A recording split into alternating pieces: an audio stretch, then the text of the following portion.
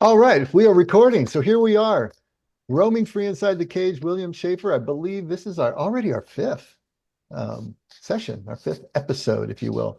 So we're moving right along. We're still in the introduction, but I think we have a shot at finishing the introduction tonight. I'm not going to promise anything, but we have a shot. We can do that. Um, After we finish the introduction, I actually want to do something a little non-standard. I want to move all the way to the appendices and hit a couple of the appendices because they give some really good background information that I think would be good for us to have up front. I've been kind of folding in some additional information about Taoism because I think it's important for us to be grounded. I know he's bringing that in, in a graduated sort of way as well.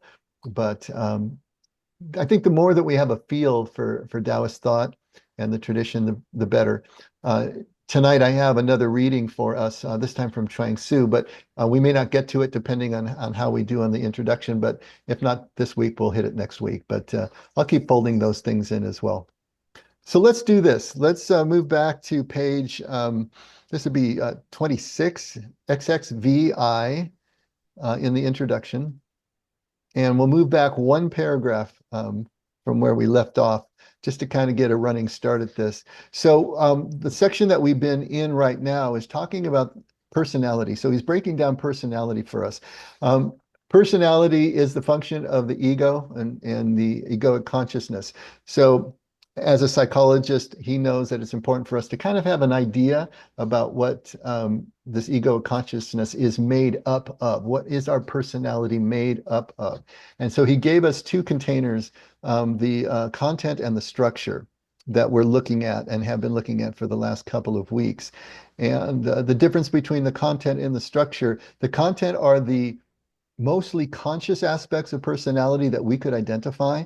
So if I asked you who you are, you would probably rattle back the content of your personality. That would be your roles, your accomplishments, your attributes as a person. Most of the content is something that we can actually think about and we can catalog or to, if you will.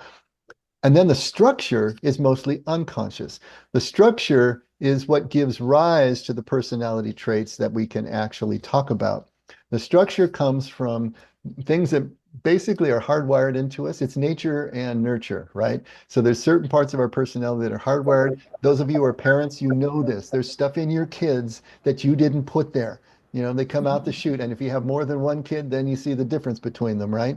So there's some stuff that's nature, and then there's a lot of nurture, and it's mostly nurture, I think, because what a child has to go through in the inevitable dysfunction of their childhood, however great or less it may be, programs are put in place, core beliefs develop about the view of the world. And it doesn't just come from the family, but it comes from all the structures that a child enters, from sports teams to schools to churches and so on and so forth. Our society creates those. It creates the shadow. Those things that need to be repressed for the child to fit in get relegated to shadow, whether they're positive or negative. All these aspects are mostly unconscious. We don't know they're in operation, and they're the sneaky ones. They're the ones that are really driving the bus. They give rise to the thought and behavior patterns that we are saddled with, and we don't even know why. And so these are the two aspects of that personality that he has delineated for us. Beyond that, though, now he's saying, okay, we can take all of that personality, content, and structure, and we can call that the me as opposed to the I. So the me is that part of our personality that can be objectified and understood. The I is something different. And so last week he was delineating the difference between the me and the I, and we're going to continue that discussion right now. So starting in that second, I guess the last full paragraph. No, I guess it's the second to the last full paragraph on page 26, Roman numerals. All spiritual traditions, Christian, Hindu, Buddhist, and Native American, to name a few, place the attainment of the I experience near the center of their spiritual practice. Although they have different names for it and different understandings of what makes it possible. So that I is that part of us that we can't talk about. And we spent a lot of time last week. As soon as you put a name to it, it becomes me, right? If it's I, it's what we are experiencing in real time as pure encounter. And as soon as we stop to think about it, it changes the nature of it. Taoism is no exception. In fact, Taoism is one of human history's most thorough attempts to move beyond conceptual knowing to direct awareness. And so conceptual knowing would be what we can think about. That's going to be what he's terming as the me, right? Direct awareness is what we can experience, but as soon as we think about it, we've turned it into me. We've turned it into an object. And that's where we left off last week. And then we read through the default mode network handout that we were talking about a minute ago, because that's what gives rise to the self-reflective ability that we have to think about ourselves. And that goes into the me category. When we get into pure I experience, then that default mode network shuts down and the ego goes offline. So when you go into your meditative sit and centering prayer, or you're just completely absorbed in whatever you happen to be doing to the point that it has that sense of flow to it, you're no longer thinking about what you're doing, you're just doing it. That's when the default mode network is shut down. So there's physiology that's tied into this as well as spirituality. Okay, before we dive into the new material, any questions, anything that's not clear?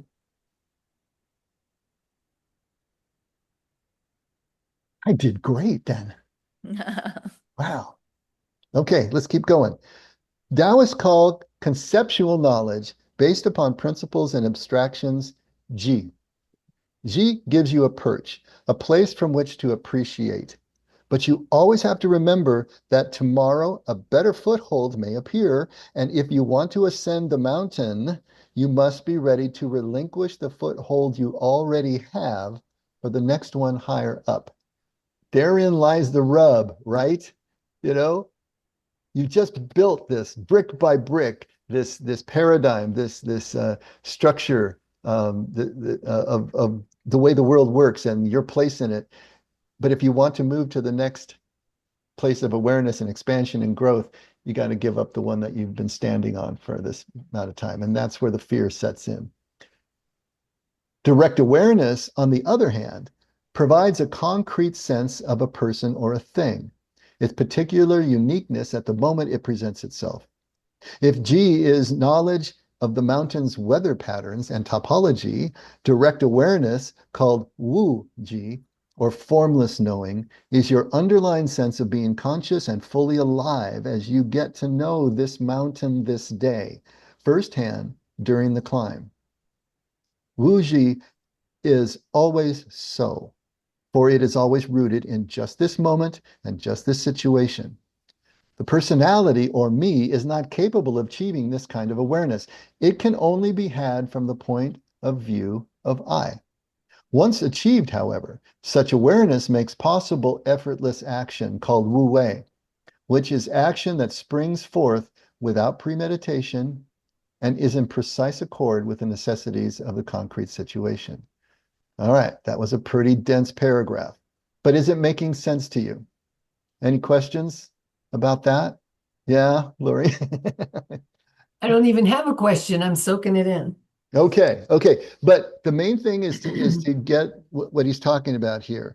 This G that he's talking about, this conceptual knowing, that is what we can think about, right? When we have these self-reflective moments, we can go into our mind and we can think abstractly about something. We can think of it conceptually. We can think of it theoretically. We can remember the past. We can imagine the future. All of that is part of that conceptual knowledge based on whatever principles and whatever standards we use to judge things, which is what Jesus is telling us not to do because he's trying to get us into direct awareness. You see how that works? As long as we're judging, constantly judging, and that doesn't mean contemptuously putting someone down. That's not, it can include that, but really it's about continuing to objectify the moment that we're in, to think about it and to prefer it or to be have aversion to it based on whatever those unconscious standards are. To unearth those standards that we're using to create our aversions and our preferences is part of the process that we're going through in spiritual formation and psychodynamic therapy. It's that's what we're trying to unearth. as opposed to direct awareness, which can only unfold in real time. So when you're having that flow moment, whatever it might be, you know, from washing the dishes, probably doesn't usually happen washing the dishes, but maybe it's riding a bike, maybe it's sitting on the floor with your grandchild, maybe it's, you fill in the blank. But when you get into that place where you suddenly come out of that reverie and you realize you've been so immersed in that moment and what was going on that you weren't thinking at all, the default network shut down and you were just there. That's the direct awareness. As soon as you stop to think about it, as soon as you say to yourself, oh, I got to get a picture of this, and you go look for your phone, you're out of it. Now it is back to me. You are no longer in the I. Okay? Making sense? Mhm. That's what we're trying to harness. That's what we're trying to do repeatedly and to get more and more technically good at when we are practicing contemplatively.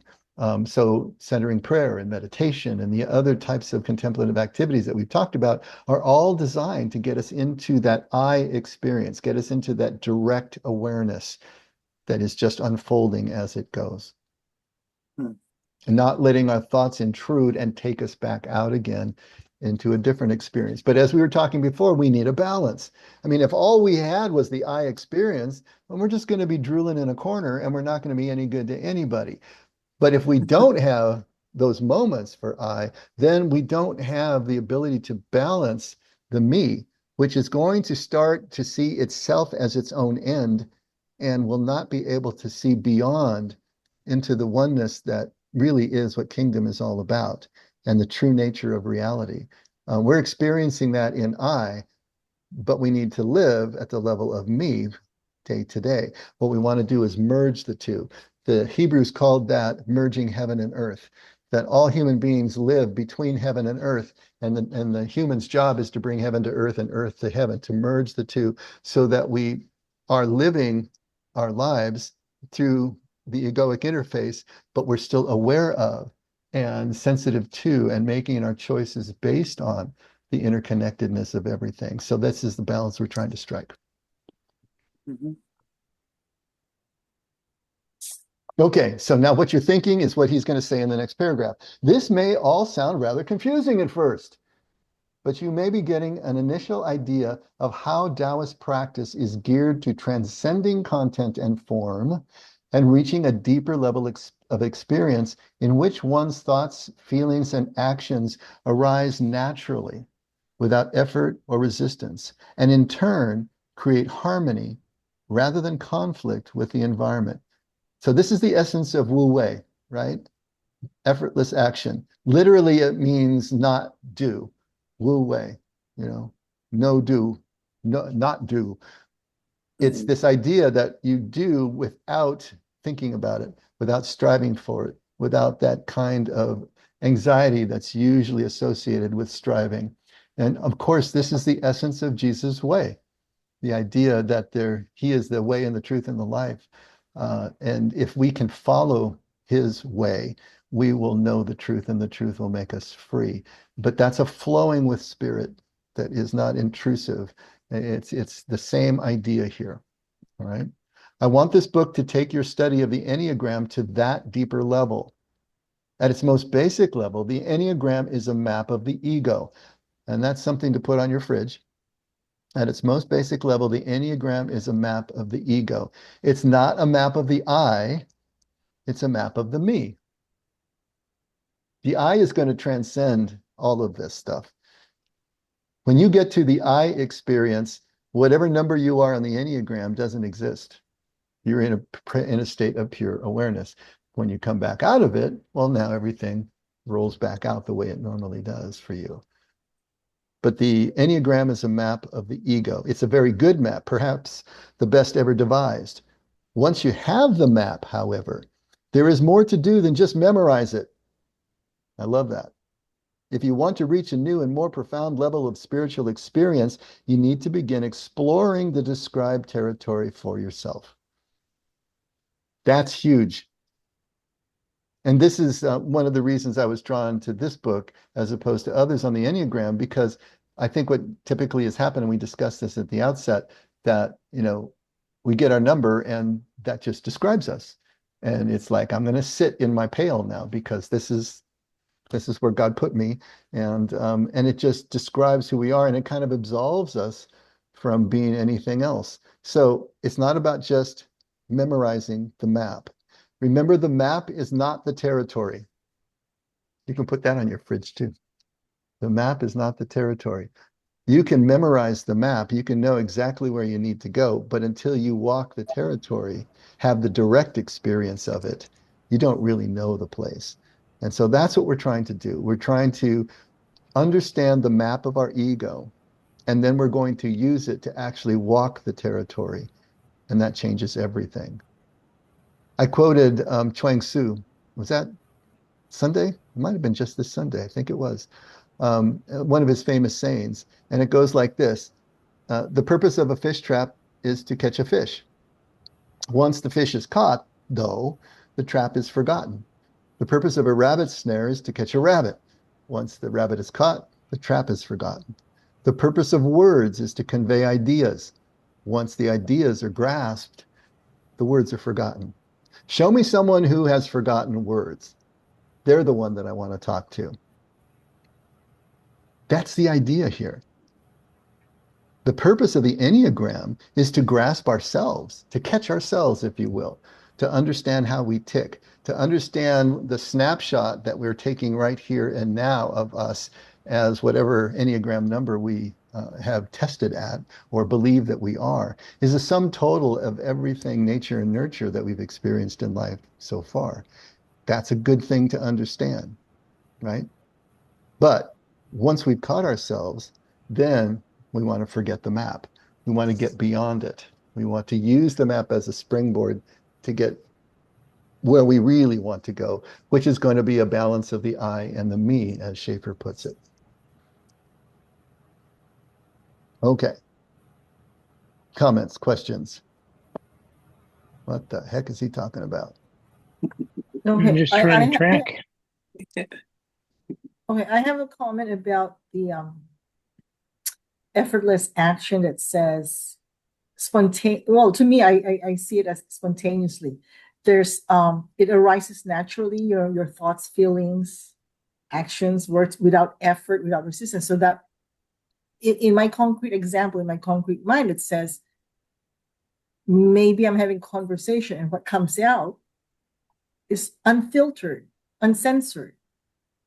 Well, it's good if it creates harmony, but what if it takes us to conflict?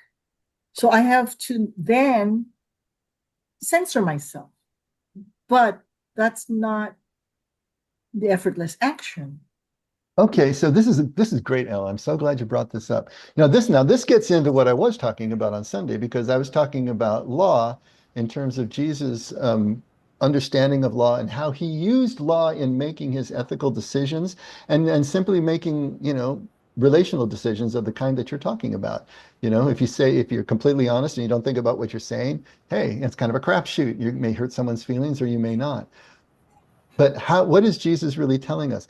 To extend what we just talked about in terms of Chuang Tzu's saying, the purpose of law really is to catch God, to catch God's righteousness, to catch God's virtue, to catch God's values.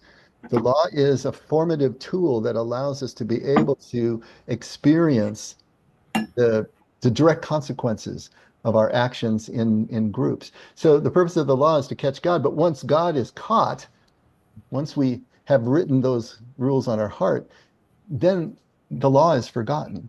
And that's the place at which Jesus is as we meet him in the New Testament. He has gotten to the point that he has forgotten the law, not in the sense that he doesn't abide by it anymore, because he does, but he can break the code of the law anytime he feels it's necessary to make the right choice. And so to finish the statement, show me someone who has forgotten the law. That's the one I want to obey. This is very, very Taoist in this way. So to go off on what Ellen is talking about, once we are so immersed in relationships, and that at the forefront of our mind is that we always want to leave people better than we found them. I think that's the way that I've best been able to encapsulate this other-centered servant leadership value that Jesus is bringing to us. We're no longer trying to think about rules. We're no longer trying to think about what we should and shouldn't do. We are so immersed in the relationship that the right amount of honesty, I suppose, kind of flows out of us. We don't have to think about it anymore. I think we can start making decisions in the moment that are going to be the best for our relationships more naturally without having to think so hard about it. It's a process, though. At the first, yeah, we're going to need to censor ourselves. We're going to have to think about what we're saying because we find repeatedly that this doesn't work so well. And sometimes love requires that we do ruffle feathers. It requires that we do say no. It requires that we do upset somebody because not to is more harmful than going ahead and hitting the conflict head on. But I think we do get to a point where these become muscle memory, basically, and we don't have to think about them so much. But in the meantime, remember the law? Jesus said, the last jot and tittle shall not pass from the law. The last smallest stroke and letter will not pass from the law until heaven and earth pass away. And then we talked about what pass away means in Aramaic is to cross a boundary or exceed a limit. What he's talking about is when heaven and earth cross their boundaries and merge into one in our hearts. When we are now have all of this, assimilated into ourselves, we don't need rules anymore. The rules are only slowing us down because everything is now written on our hearts and we become a walking law. And we don't have to think about it. That's what we're trying to get. We're trying to get to that kind of place. But in the beginning, we need the rules to hold us together until we can get to the place that we don't need the rules anymore. Obviously, in a society, you still have to follow the rules or you're going to get thrown in prison or you're going to have other things, that are going to be unpleasant happening to you. So, but that's a whole different category, right, of what we're talking about. Yeah, and I'm also thinking, just to follow up on Ellen's comment, I can see this effortless interaction where you're honest and authentic in the moment. And if you realize at some point you offended somebody, then you effortlessly give yourself to that, right? Like address the offense effortlessly in the moment, right? Because it might not have anything to do with you, right? It might be about the other person's unresolved grief or whatever, right? But if you notice it, you can address it in the same effortless, honest, authentic way. Good point, William. Thanks. I've never heard of this Wuji. Is that how it's pronounced? Mm-hmm.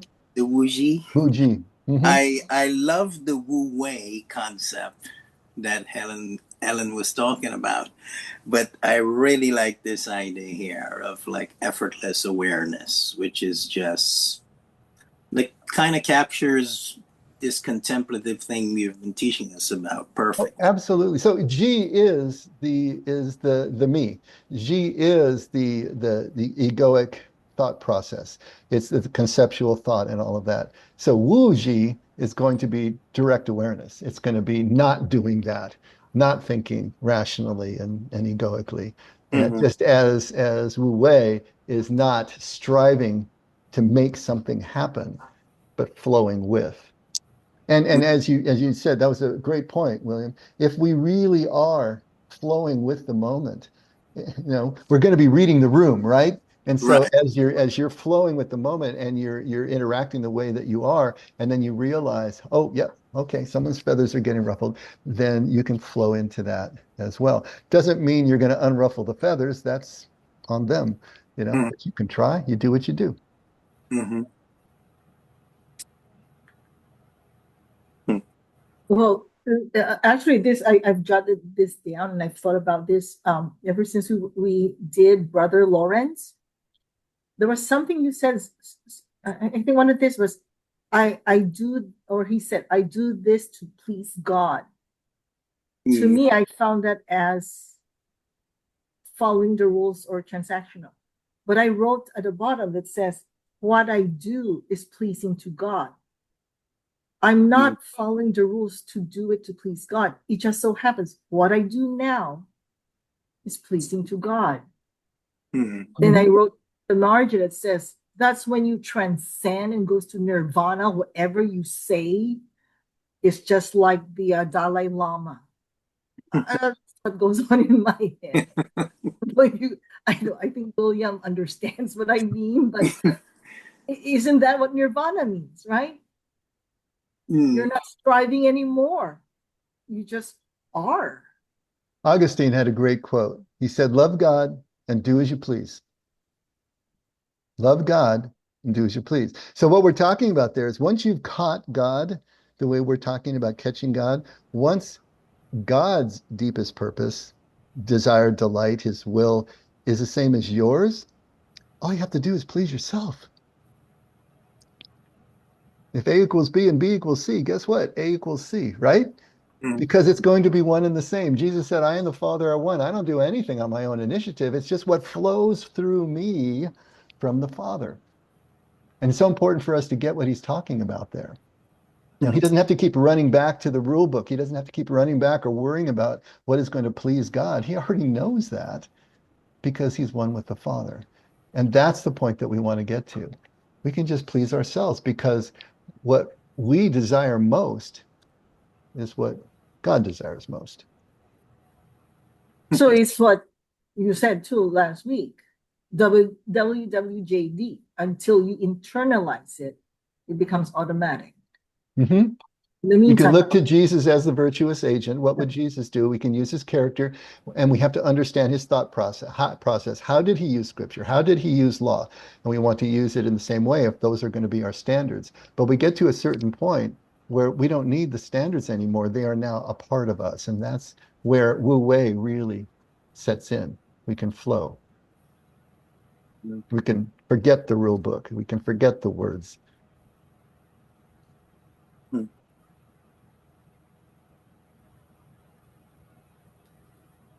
Okay, so last paragraph on this page. Since I have just called the Enneagram a map, it probably makes sense to give you a map of where we're going.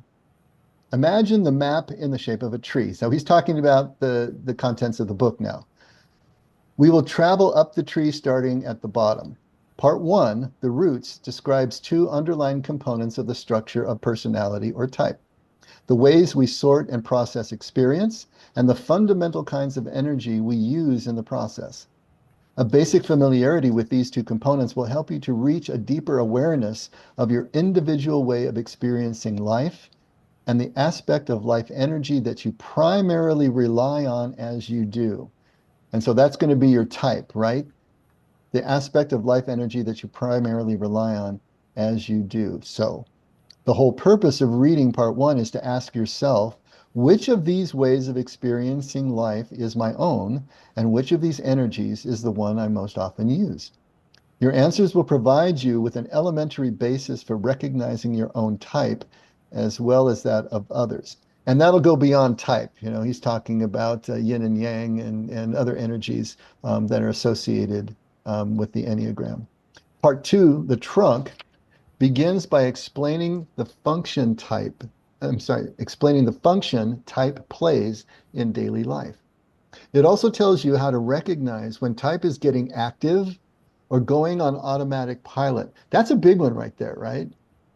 When type is getting active or going on automatic pilot. In other words, it's getting triggered. You know, you're getting triggered for your nineness to come out and avoid the conflict, you know, or to avoid the piling up of projects, and you're going to go into procrastination mode. You're going to be able to be aware of when you're getting triggered that way. Or if you're just on automatic pilot and you're doing the things, either positive or negative, without even thinking about them. And if they're positive, that's good. That would be Wu Wei, right? If it's negative, well, then you're going to need some course correction. Lastly, it gives you some preliminary ideas about what to do when that happens. Part 3, the canopy, takes each type in detail, laying out each type's native manner of expressing original nature or essence and its initial wounding and subsequent development. I'm thinking about actually skipping part 3 that gets into the weeds on each and individual type. As we get up to it, we can maybe make a decision as a group. Do we really want to go exhaustively into each type? Maybe not. I was thinking more of the overall and more universal aspects were of more of use to us in this particular setting, but we'll figure that out as we go. Following a description of how each type develops is a section on the path of healing for each type. The type's point of avoidance, its vice and virtue, and the place where they begin transforming into the other, called the pivot of the Tao. And that's a big concept. And one of the reasons I wanted to read the appendix is going to deal with that. As each type is presented, the pivot of Tao notion will become clearer, so that by the time all 9 types have been discussed, you will have a fairly complete idea of how to access it for yourself, which I suppose is an argument to do the section, right? Part 4 of the book is called The Cosmic Tree. The first chapter of this part looks at the Enneagram as an archetype of the human condition, and the second describes 4 basic principles of spiritual work, regardless of type. In the appendices, you will find concrete suggestions on how to begin or to enrich your meditation practice, a brief history of the Enneagram, and a theoretical examination of how the pivot of Tao leads to self-transformation, and a short annotated bibliography of books about the Enneagram. And it's those two, the brief history of the Enneagram and the explanation of the pivot of Tao, that I thought would be good for us to tackle next. So from here, we go right into part 1, the roots, or we go into the appendices, and we'll pick it up there. So thoughts. I mean, you just got bombarded with a bunch of information here.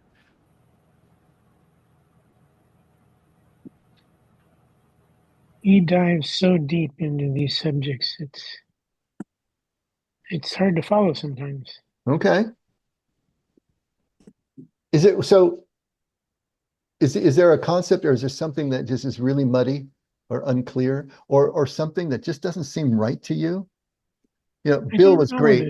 Bill approached me after it was Sunday. He approached me and he said that there was a phrase in there that just didn't sit right with him, and so we wanted to talk it through.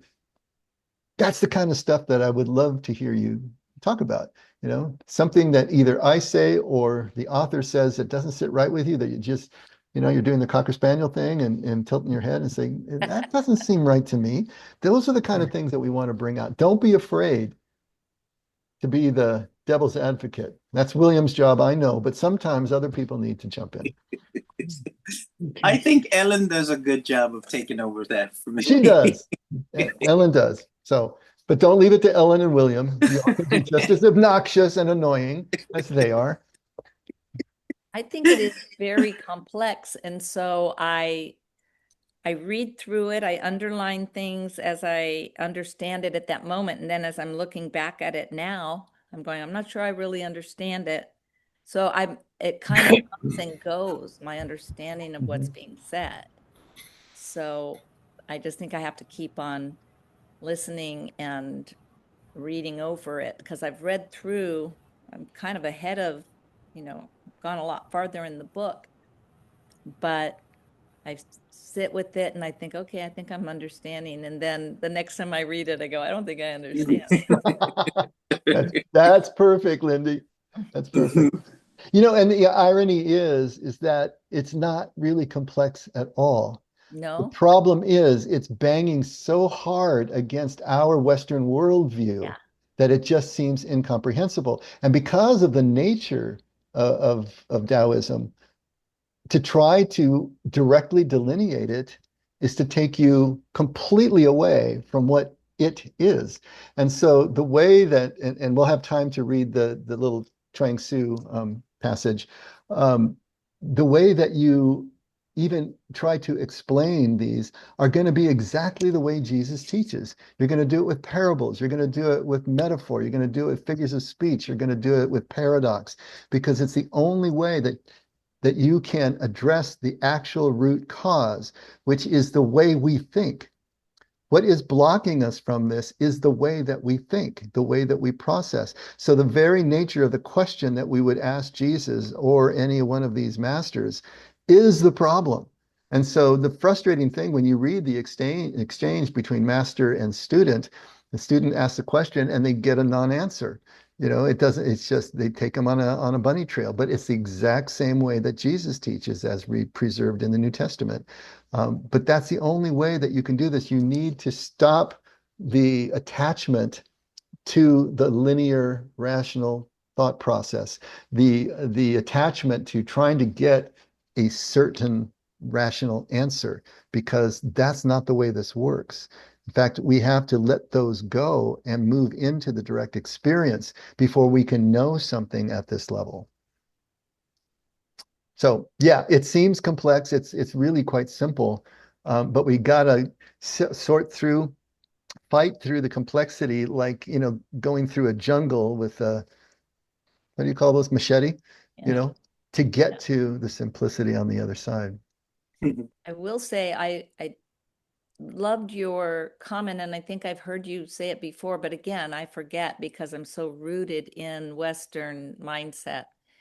But when you were talking about how the Bible says not one jot or tittle should be changed, can't change anything until heaven and earth pass away. Your explanation of them just kind of passing away is a merging of the two.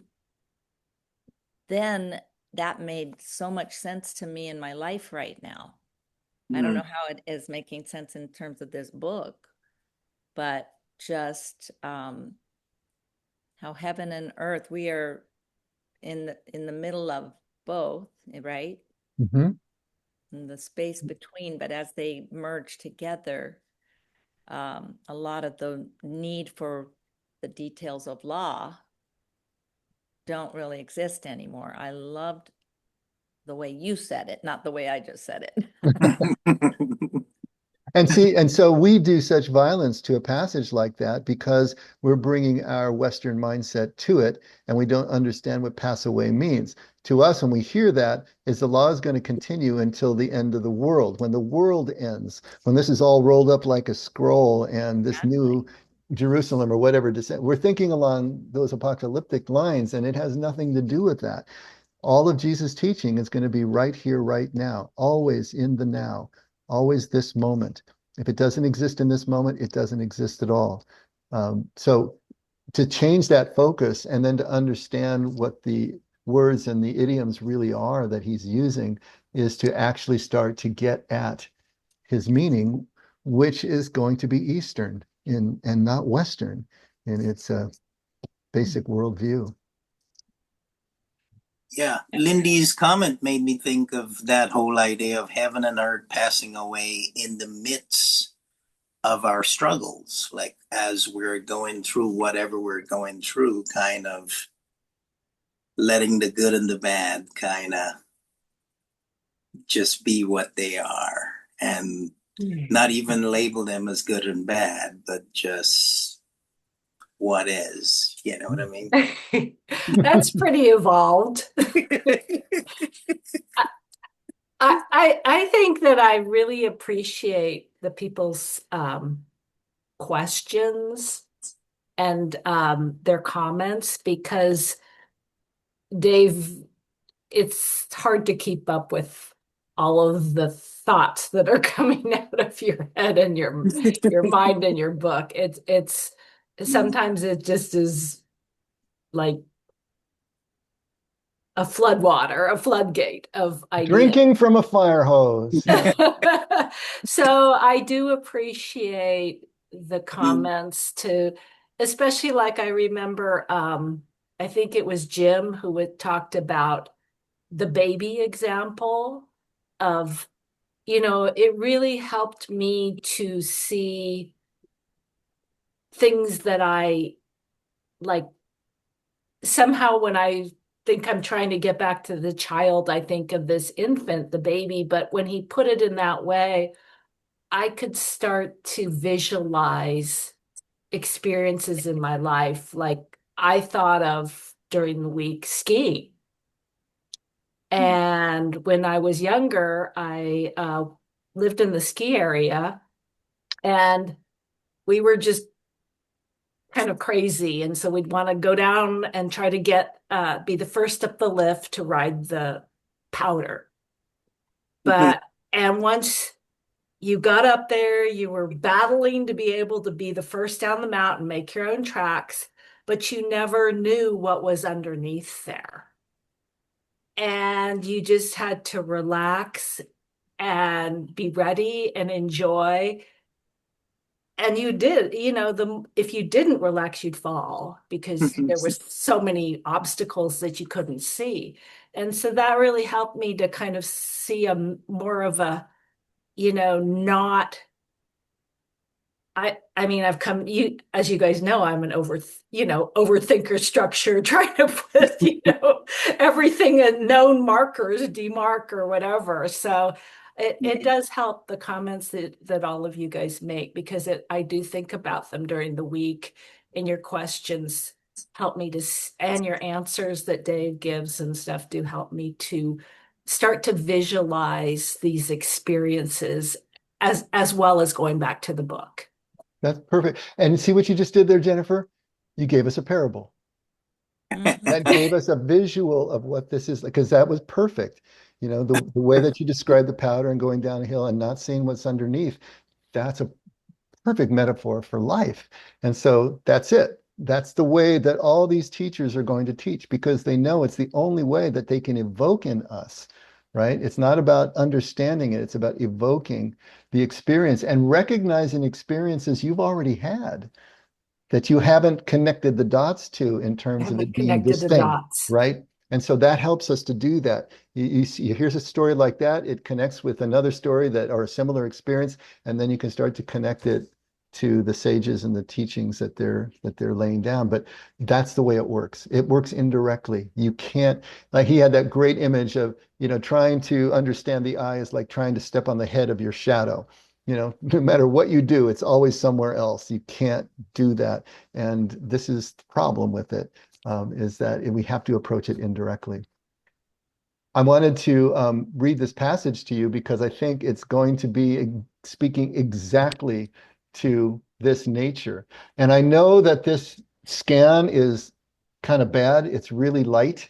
And so you do the best you can to follow along, but maybe you just need to listen more than read along with it. I didn't have time to rescan it and get it darker. But this is from the book called The Way of Chuang Tzu. Chuang Tzu followed Lao Tzu, who is generally regarded as the founder of Taoism in the 5th, 6th century BCE. Chuang Tzu came a couple hundred years after him.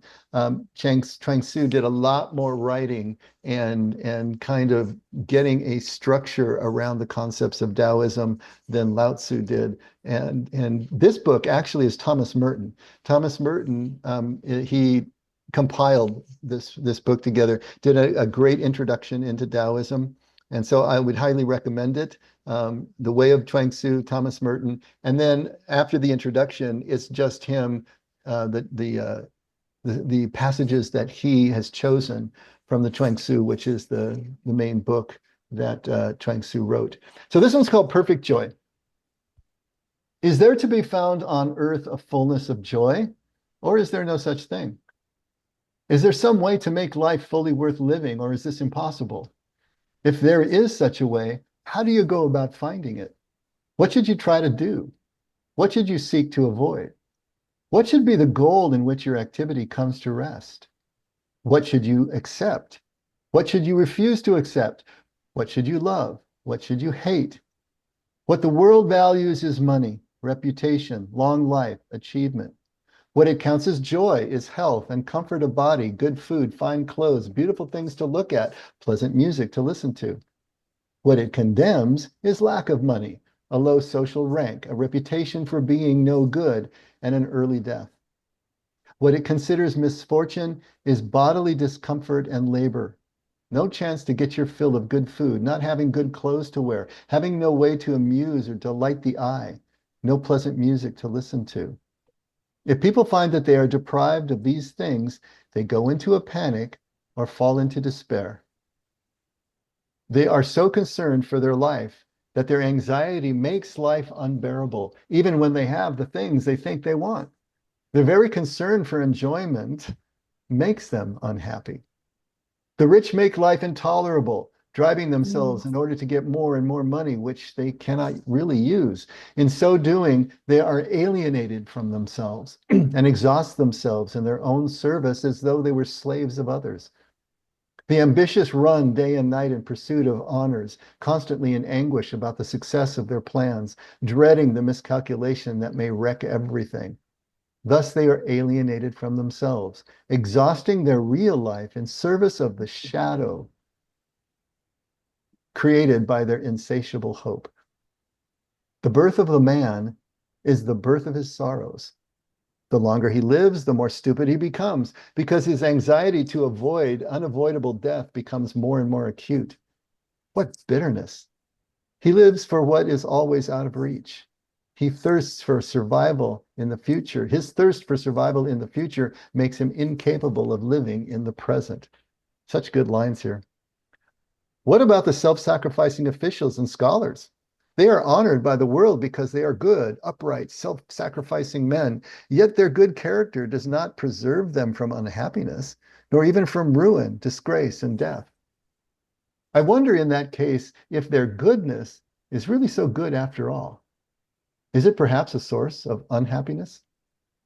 Suppose you admit they are happy, but is it a happy thing to have a character and a career that lead to one's own eventual destruction?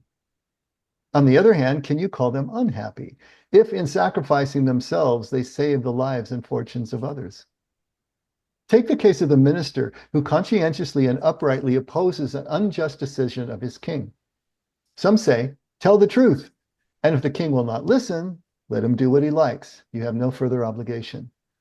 On the other hand, Su Shu continued to resist the unjust policy of his sovereign. He was consequently destroyed. But if he had not stood up for what he believed to be right, his name would not be held in honor. So there is the question. Shall the course he took be called good if at the same time it was fatal to him? I cannot tell if what the world considers happiness is happiness or not. All I know is that when I consider the way they go about attaining it, I see them carried away headlong, grim and obsessed in the general onrush of the human herd, unable to stop themselves or to change their direction. All the while they came to be just on the point of attaining happiness. For my part, I cannot accept their standards, whether of happiness or unhappiness. I ask myself if after all their concept of happiness has any meaning whatever. My opinion is that you never find happiness until you stop looking for it. My greatest happiness consists precisely in doing nothing whatever that is calculated to obtain happiness. And this, in the minds of most people, is the worst possible course. I will hold to the saying that perfect joy is to be without joy. Perfect praise is to be without praise.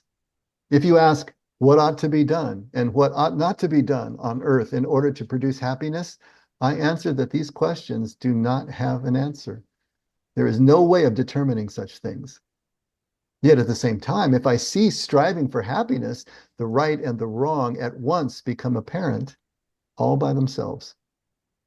Contentment and well-being at once become possible the moment you cease to act with them in view. And if you practice non-doing, wu wei, you will have both happiness and well-being. Here is how I sum it up. Heaven does nothing, and its non-doing is its serenity. Earth does nothing, and its non-doing is its rest. From the union of these two non-doings, all actions proceed. All things are made. How vast, how invisible, this coming to be. All things come from nowhere. How vast, how invisible. No way to explain it. All beings in their perfection are born of non-doing. Here it is said, heaven and earth do nothing, yet there is nothing that they do not do. Where is the man who can attain to this non-doing? If you persist in trying, to attain what is never attained, it is Tao's gift. If you persist in making effort to obtain what effort cannot get, if you persist in reasoning about what cannot be understood, you will be destroyed by the very thing you seek. To know when to stop, to know when you can get no further by your own action. This is the right beginning.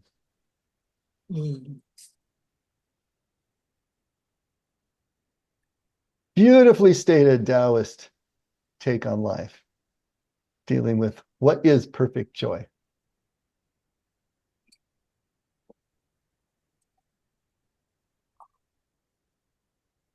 Oh, And I will attach that to the email so you can read it again if you like tomorrow. Perfect joy is nothing, right? What's that? Nothing. You're Perfect saying joy. perfect joy is nothing? Yeah, is that what you said? No. Oh. So what's Perfect perfect joy, joy? if you're trying to attain perfect joy, it's Then unattainable. nothing. It will come as you flow with life. You will find yourself in perfect joy. But if you have it in your sights and you're trying to get there, yeah. then you're chasing the horizon. So it's going to come indirectly. It's like the butterfly of happiness, right? The more you try to grab it, the more but if you sit quietly, it lands on your shoulder. Same sort of idea. So do nothing so you have perfect joy.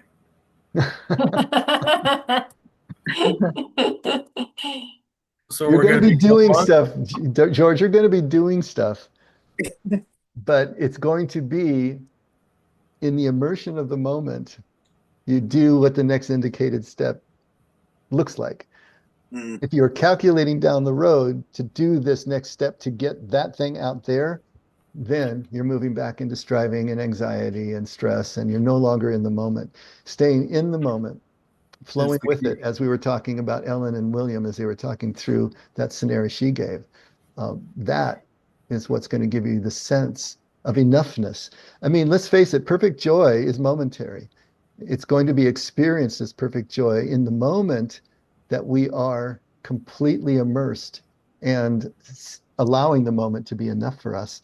And then as soon as we pop back up in our heads, it's gone.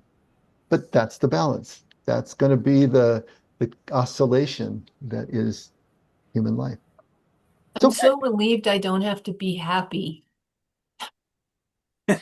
I mean, in all sincerity, Mm. just being there's something performative about trying to seem happy. And there's something freeing about just letting go of that. I don't have to be anything that I'm not, and Mhm. I can shift. Absolutely. Sometimes the proper thing to be in a moment is traumatized because that's the moment you're in, you know. But if we just let that wash over us and lean into the moment and stay present, you know, there will be another moment coming around the corner. So it's not trying to bring that expectation to every moment and trying to make the moment match your expectation. Yeah. That's where everything gets all mucked up. I'll take contentment over happy. Mhm. Yeah. I wanted to add one more thing You because can have both. I was writing notes when Lindy first mentioned the heaven earth merging, and then William said something about heaven, and so I was writing down my thoughts about it too. I have come to the conclusion because when we were kids, I was a kid, heaven, earth, and hell are three separate places. Mm. Over the years, I've changed that thinking into saying, this is me here on earth. I can make my heaven on earth, or I can make my hell on earth. Because I've been to a part of my life was hellish. I wasn't able to get out of that until I was ready to get out of that hell. Then I talked to a couple of people, and I can see now in their thinking, in their attitude, they make their own hell. Mm. Because, and this is the part of me too. One person keeps saying, I'm not good enough. Oh, I'm not good enough. And I said, good enough for what? I could not understand that thinking. So I'm sorry to say I couldn't empathize. Good enough for what? Yeah, so she's making her own hell actually. But there's no awareness or realization, but there's that self-worth and self-esteem, and I can just see it now, whereas before I couldn't. Another one says, oh, I'm ashamed to do this. Ashamed of what? I mean, you don't have to tell your dirty laundry to everyone, but, and I quoted to her one of my favorite songs. It says, there's nothing you confess can make me love you less. And the first time I heard that, it made me cry. And Jennifer, I love your background. I love that painting. I've been wanting to tell you. But then to answer the question that you're asking, ashamed of what? Well, it's the standards that they're carrying around that create the sense of shame because they're not measuring up to their standards. And that's why Jesus says, don't judge because the standards you use are going to be applied to you. And so whenever someone makes a comment like that, that they're ashamed of themselves or they're not measuring up or they're not worthy or whatever, it's because they have these internal standards that were placed in them from early childhood on that are part of that content and structure that is what we're trying to clarify and purify and transcend through this whole exercise of spiritual formation and using the Enneagram now as a tool to be able to do that. And the other thing about what you were saying is it's interesting to me endlessly that in Judaism there are only two realms, heaven and earth. There is no hell in Jewish thought. And so keep that in mind too as you're plugging all this stuff in. That's something we have added to the scriptures through Western thought. But I wanted to add another thing that Of course you do, because that's what you do. Of course, because it's spontaneous, uncensored, unfiltered, whatever. Okay. But when you're saying too, they have their own standards in their head, but I'm also realizing now too, as I'm thinking about all this, they also impose that standard on others. Well, of course, that's the whole point. That's what Jesus said. Yes. Don't judge, lest you be judged, because the standards that you use are already applied to you. Absolutely. That's what we do. So, and it doesn't even just mean, as we were saying, it's not just putting other people down or condemning others. It's simply just this constant monologue in our heads that are constantly judging and objectifying the moment, categorizing the moment. It's better than this. It's worse than this. It's not as good as that. It's not as good as this person's Facebook feed. All those things that we do is judging. And that's what he's saying. Put it away. Just flow with the moment and it'll be enough for you. So it's right there in Jesus. And I think there's so many people here on this call, like, I mean, I'm now seeing all this ego in me that I need to get rid of, but also trying to capture those moments of when I do, like, Ella, when you were talking about your conversations, I'm sure we've all had conversations with people that ended up in those kind of things where you don't know what to say. But I know that I'm getting more into the practice of not putting my judgment into the, not my opinion, because my opinion doesn't count. I'm not them. And leaning more on asking them to lean on the Holy Spirit and using things that I read in the Bible. And I had a conversation with my girlfriend this week. She was born in Mexico. She has a farm, and she had her adult grown son was taking the agriculture test for her every year. And he says, Mom, you need to take it. It's your farm. And so she was just so stressed out because she's like 60 some years old and she hasn't taken the annual agriculture test. So she was just like freaking out. That plus she had her citizenship test the next day. And she was just like, I can't do it. The things won't stay in my brain. I've been studying, blah, blah, blah. And I just spent the time on the phone just like not thinking about me, not thinking about what was going to happen. I was just thinking in the moment. I was just, really encouraging her and being positive and saying things from the Bible that I've read. And I just got off the phone and I just thought, why can't I talk like this all the time on the phone?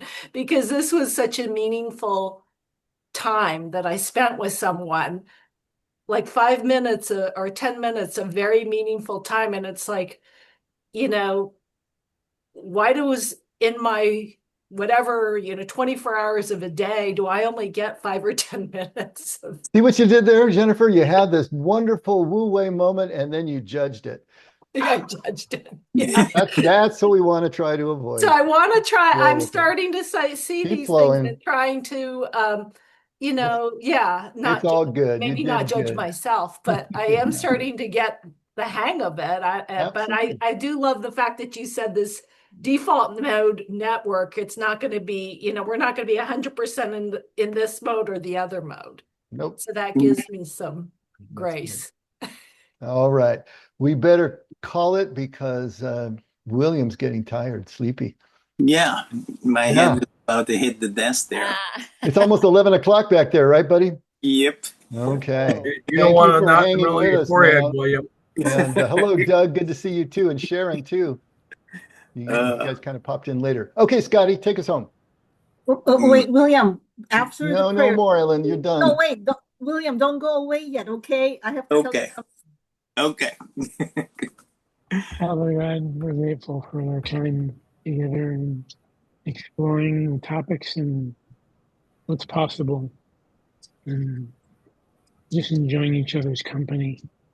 It's a good time, and we love you, Lord. We're happy to be with you and happy to be with each other, and we just ask that you oversee the rest of our night and be with us in peace and sound sleeping, and just let the information be absorbed and hold on to that which is good and useful, and let go of that which is not intended to be in the mix tonight. So we love you, Lord. It's in your precious and holy name, Lord Jesus, that we pray and we give our thanks and we say our amens.